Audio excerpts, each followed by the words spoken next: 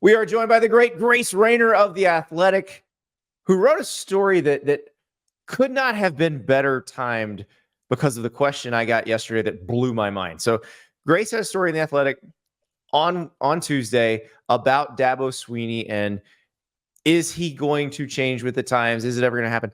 And Grace, I will pose the question to you that someone posed to me on social media earlier this week. If I had told you 5 years ago that Alabama would open in 2024 and Dabo Swinney wouldn't even be considered for it, what would you say? There is no way I would have believed it. Like, he would have had to have been out of college football for me to even fathom him not being a candidate 5 years ago. Right. If he had just said, I'm leaving, I'm gonna become a minister, or I've decided I'm done with this, I'm going on vacation forever, like that. Yes. That's the only thing that would have made sense, because 5 years ago they were coming off crushing Alabama in the national title game. Like, that was January 2019.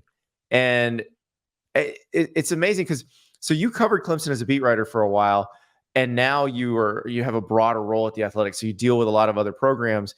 I'm curious, from your standpoint, what's it been like to watch Clemson kind of be kind of the same as everything else is evolving around it? It's been a little bit surreal, honestly, to see them go from the very top of the sport to where they are now. And look, I think a lot of teams would feel really lucky if they had the past couple seasons that Clemson has had. I don't want to diminish that, but it's just kind of crazy to see it switch so fast. And so I do think that Dabo is going to start evolving, but obviously we've seen that it's just been slower, and now we're kind of seeing he has to if he's going to be able to keep up. Yeah, it's crazy because we kind of blanket statement Dabo doesn't use the transfer portal when we talk about it on the show. That's not entirely true. Like, they had transfers on their roster last year. I think they had 4, and he has gone after people in the portal this year. But like, when somebody from Shorter College, which produced current Florida State tight end Kyle Morlock, by the way, but when somebody from Shorter College in D2 says, "No thanks to your offer, I'm going to go," I think he was going to go to Penn State and then wound up at Maryland, but is going to Maryland instead of going to Clemson. Like, it feels like something's off. Yeah, I think that's what's stunning is when you look at sort of who they've lost to in the portal lately. Maryland being one of them. I guess Penn State had him first, but then he flipped to Maryland. Georgia Tech, Arkansas. Like, these are programs that Clemson has had no problem crushing in the high school ranks and the high school recruiting. And so you look at the disconnect about, okay, well, why can't they seem to land these guys in the portal that they are landing out of the high school ranks? And yeah, it's surreal for sure. Well, so you go back to last season, they start out 4-4, and then really great run at the end of the year. Like, not to take away anything from how they finished last season, because it was outstanding. They beat Notre Dame, they beat South Carolina, beat your rival, win your bowl game. And Dabo's talking about, okay, buy stock in Clemson now. But I keep wondering, like, should we be buying stock in Clemson, or should we be buying stock in like more Florida State stock or some Miami stock right now? It's so hard because you look at Clemson and there are definitely reasons to believe they're going to be better, right? Like, Klubnik is going to be more experienced in year 2. I think the receivers, the way they recruited that position was much needed this offseason. They've got a couple stud freshmen coming in. They're not losing many pieces on offense outside of Will Shipley. So there's a lot of reasons for optimism, but then you do look at how other programs have sort of plugged in their holes with these portal guys. And you look at how Florida State completely transformed their whole team with the portal, just getting a couple of key pieces. And that's where I think Clemson's really fascinating, is that, yes, their players are going to be better, but are they going to be able to compete with the 22, 23, 24-year-olds who are ready to come in and be studs immediately on teams that they're playing against? That's what I thought was really interesting. I think it was Eric McLean that said that, the former Clemson offensive lineman who works for the ACC network, and it was a great point where, so Clemson is still trying to develop all these guys out of high school. In a lot of cases, the younger guys are having to play pretty key roles.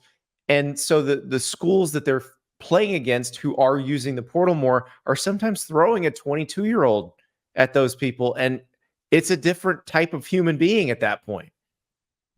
Yeah, it is. I thought Eric made a really good analogy when he was like, not using the portal would be like an NBA team not relying on free agency and just building solely through the draft. And I thought it was really fascinating that, obviously he played for Dabo. He's very familiar with this program.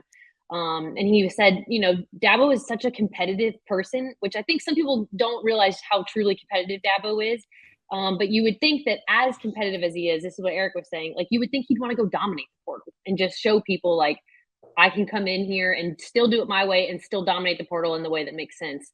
I mean, he just hasn't done it yet. And so they've tried, but we'll see if they make any sort of meaningful impact coming up here Yeah, in the next few it's years. interesting because all of his contemporaries, Saban before he retired, Kirby Smart, Ryan Day, all of those guys are willing to go try to get the big fish out of the portal or take somebody who was a starter on a team that maybe is considered lower in the college football hierarchy than them if they needed to fill a spot. But like I go back to the Florida State game last year, which was a great game. Clemson had, took them to overtime, and the Clemson fans got really mad at me for saying this after the game. But like, if you put Keon Coleman on Clemson instead of Florida State, that one player, yeah, Clemson wins. Yeah, and that's the thing that I think is a disconnect. It's like Clemson doesn't need to overhaul their roster on the portal. They don't need to go get 20 or 30 guys. They need 2 pieces, 3 pieces. Like you talk to people around Clemson, it's they need an offensive lineman and they need a wide receiver. And that's it. Maybe a DB in years past, but it's no more than 3 or 4 people that they need.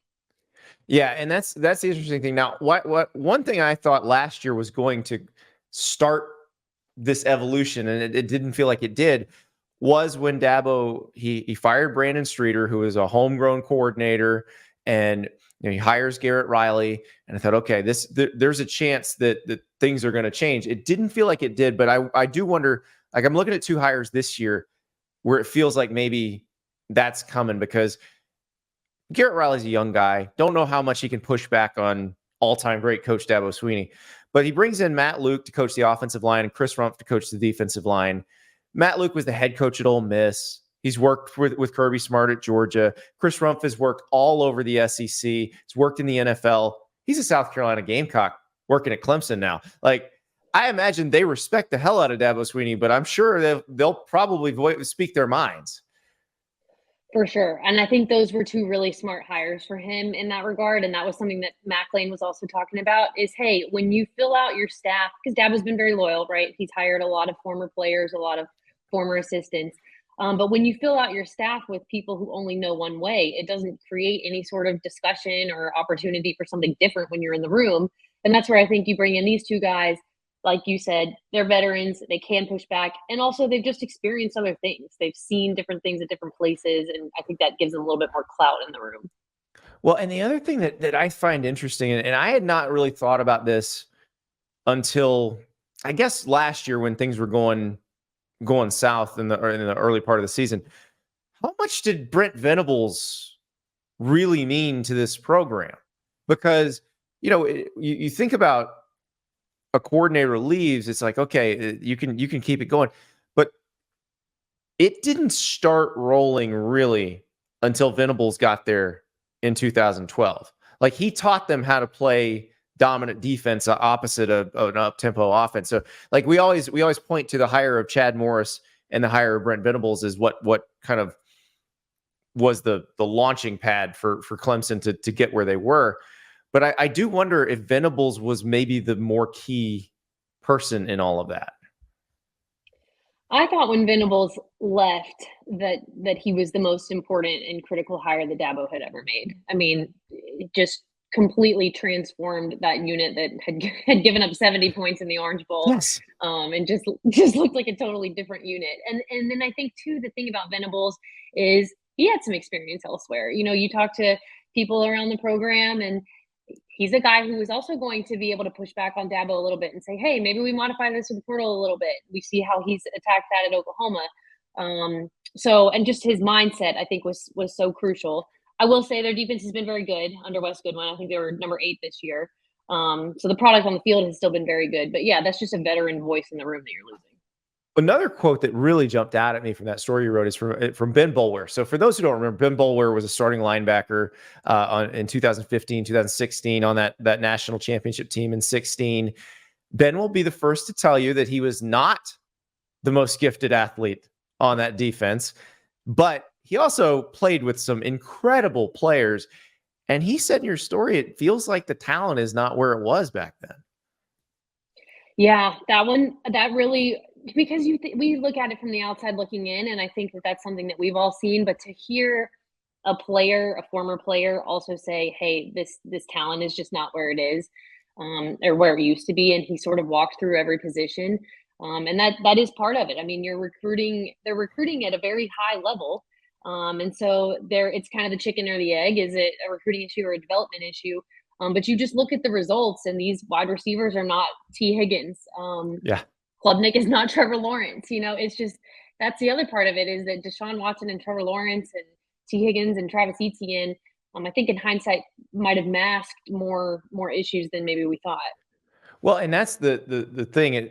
Quarterback is the obvious one because it goes Deshaun Watson, Sure. Trevor Lawrence, and they have not been able to recapture that magic. But how many programs have had a Deshaun Watson or a Trevor Lawrence in the time since? There aren't that many people like that.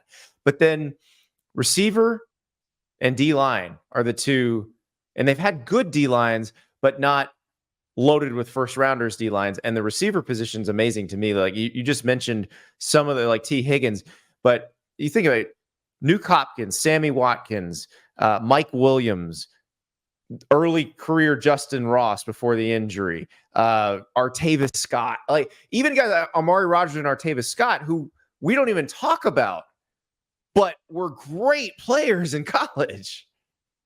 Yeah, that's a position to me that I think is the most glaring. I mean, Clemson hasn't had a wide receiver drafted since 2021, which is kind of crazy when you think about it. And that's Amari Rogers and Cornell Powell. And yeah, that's the one position I haven't been able to wrap my head around. Okay, is it development? Have they missed? I think you could make arguments for both. That position to me just has a lot of question marks that I'm curious to see if they can figure it out next season. Well, and that's the most interesting part. And what I just said, I didn't even mention Hunter Renfrow just now. Like Renfrow, yes, probably totally. the most, one of the more successful NFL players too, coming out of that, who was also great in college. But like, that's the thing. Like, and the receiver position is actually kind of emblematic of the Dabo Swinney era at Clemson, because I always thought when they were at their best, they mixed these high 5-star guys, the Christian Wilkins and the Trevor Lawrence, with the guys that they kind of unearthed. Like Nolan Turner was Dabo obviously played with his dad and knew him really well. But those were the kind of guys that they would unearth. Isaiah Simmons, Hunter Renfrow. But the receiver position is the best example of that, because you got like the Hunter Renfrow, Adam Humphries, who under-recruited, that they developed. And then you've also got Sammy Watkins, Mike Williams, Justin Ross, who everybody in the world wanted and were good immediately. Yeah. I think it was Roddy Jones I was talking to about this. And he was saying, and I thought he made it such a good point and summed it up so well. He was like, you could take the number 3 receiver on Clemson's playoff teams and put them on this current team that we saw this past season, and they'd be the top receiver. Like, that's just how stacked they were and just how loaded they were. And to your point, it was a great mix, and they developed so well. And I still think that Clemson has that evaluation piece and that developmental piece. But it was just perfect harmony, because for every Hunter Renfrow, they had a D Hop. Yeah. Artavis Scott would be putting up massive numbers. Right. Yes. As wide receiver 1 right now. Yes, totally. Yeah, it's that, and I do think that's a piece of it that needs to be figured out. So, do you think that Dabo can turn this around? Do you think that he can make them a national title contender again in the age of the 12-team playoff, or do you think he's going to let this pass him by? I will say every single person that I talked to for this story, even the ones that pushed back on some of his philosophies, were very adamant that, like, Dabo Swinney is not done and that there is every reason to believe they can get back there. I think obviously the 12-team playoff is going to help him. He is slowly coming around with these portal offers, and maybe they'll land one or two here in a little bit. We'll see. But I think the thing about Dabo is that, yes, he is stubborn, and yes, he can be a little slow to change, but he is so competitive, and this is his legacy and his program and his name on the line, that I don't think he would be content with just letting it ride off into the sunset. Well, and getting back to how we started this thing, like I never thought, even if Alabama had gone after him hardcore, that he would even go, because he does want to. This is his legacy at Clemson, and yeah, he is Clemson. Yeah, and it's interesting, the competitive part. Like Sean Alexander, who had Dabo as a position coach in college. I'm going to try not to mess up the quote here, but basically this encapsulates Dabo, because Sean basically says, oh, he'll smile at you, but he's got that goofy aw shucks thing, but he'll slit your throat if he has to. And like, I've heard that is who he is. He is that. You're right. He is that competitive, but it is amazing to see there's this thing that everybody else is using and it's working, and he just won't do it.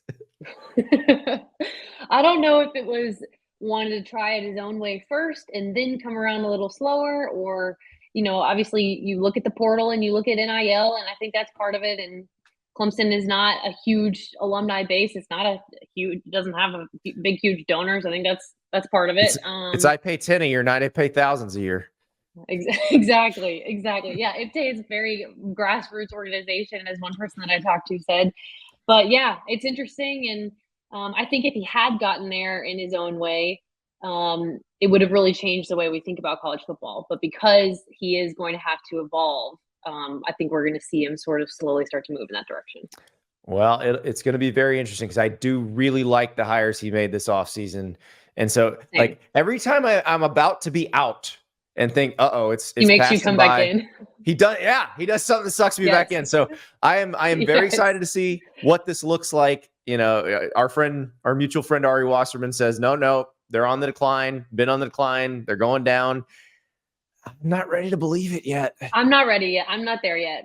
Not in the 12-team playoff era, and not with these two wide receivers they have coming in from the high school ranks. Maybe in 3 or 4 years, if it's still the same, maybe, but I'm not there yet either. Well, not just the receiver, like Sammy Brown, the linebacker from Georgia. Like, yeah, that's a guy, that's a Dabo Swinney 5-star right there. Like, everybody in the world wants him, but he wants to go play for Dabo. Like, that was Christian Wilkins back in the day. That was, those were the kind of players that they would get. Yeah, totally.